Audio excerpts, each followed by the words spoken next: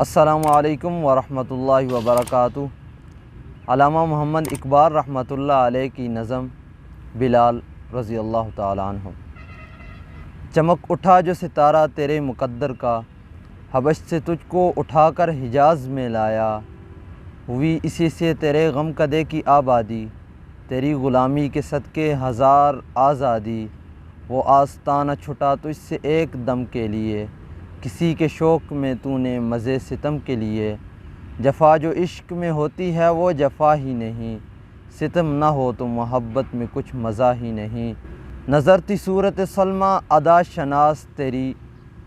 شراب دید سے بڑھتی تھی اور پیاس تیری،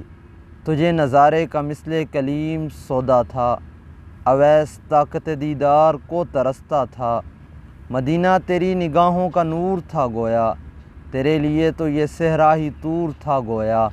تیری نظر کو رہی دید میں بھی حسرت دید، خنک دلے کے تپید و دم نیا سعید، گری وہ برق تیری جان ناش کے با پر،